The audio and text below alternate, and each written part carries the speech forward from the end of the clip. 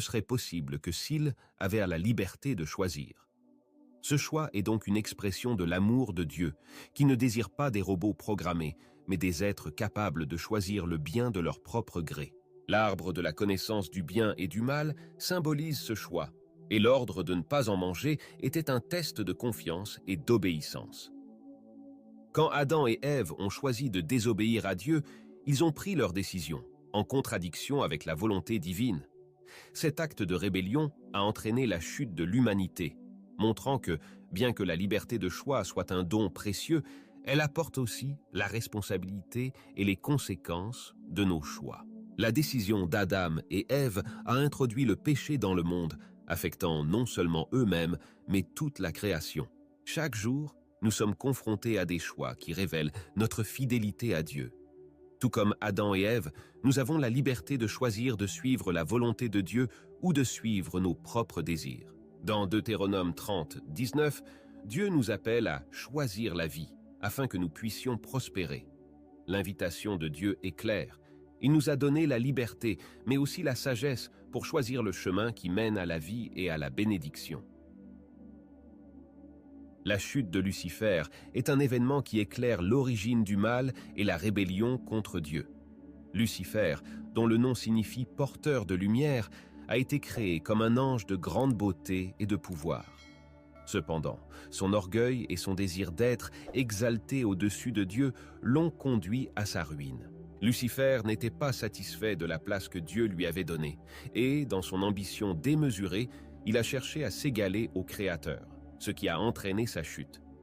Cet épisode marque le début du mal dans l'univers, une rébellion qui a eu des conséquences pour tout le cosmos. Le récit biblique suggère que Lucifer a été expulsé du ciel, emportant avec lui une partie des anges qui l'ont suivi dans sa révolte.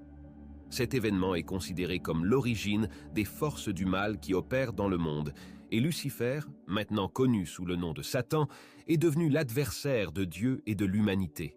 Sa chute nous rappelle que l'orgueil précède la destruction et que la rébellion contre Dieu mène inévitablement à la chute. Le parallèle entre la tentation d'Ève et la chute de Lucifer est évident.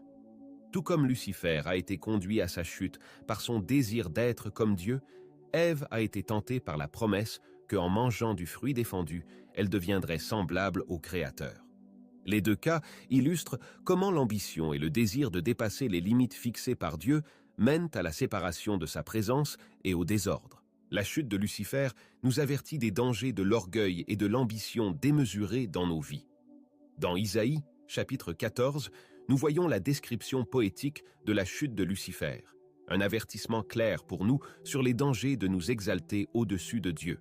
Lorsque nous réfléchissons à nos actions et motivations, nous devons nous demander si nous cherchons notre propre gloire ou la gloire de Dieu.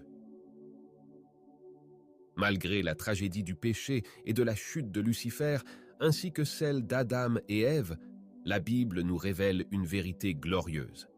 Là où le péché a abondé, la grâce de Dieu a surabondé. Dès le début, Dieu a conçu un plan de rédemption, montrant que, même au milieu de la désobéissance et de la rébellion, son amour et sa miséricorde sont infinis. La chute de l'humanité n'était pas la fin de l'histoire, mais le commencement d'une nouvelle aventure dans laquelle Dieu, par sa grâce, rétablirait la relation brisée avec l'humanité. La grâce de Dieu se manifeste de manière suprême en Jésus-Christ. Il est l'expression vivante de l'amour de Dieu, envoyé dans le monde pour sauver ce qui était perdu. Par le sacrifice de Jésus sur la croix, la dette du péché a été payée, et la possibilité de rédemption a été offerte à tous. La Bible nous enseigne que c'est par la grâce que vous êtes sauvés, par le moyen de la foi. Et cela ne vient pas de vous, c'est le don de Dieu. Éphésiens 2, 8.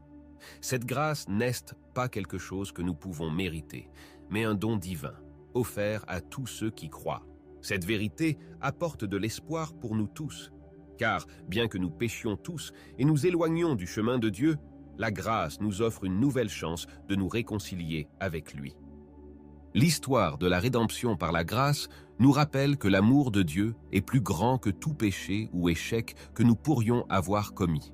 Dans Romains 5, 20, Paul nous rappelle que là où le péché a abondé, la grâce a surabondé. une promesse qui nous fortifie et nous encourage à rechercher continuellement la présence de Dieu dans nos vies. En appliquant cette vérité à notre quotidien, nous sommes appelés à vivre sous la lumière de la grâce, en reconnaissant que, même si nous échouons, Dieu nous offre le pardon et la restauration.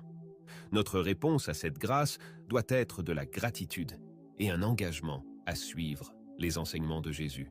En comprenant et en acceptant cette grâce, nous nous préparons à vivre une vie qui reflète l'amour de Dieu autour de nous, et cela nous pousse à rester fermes dans la foi, sachant qu'en Christ, nous sommes plus que vainqueurs. Ainsi, le parcours spirituel de chacun de nous devient une quête continue pour vivre en harmonie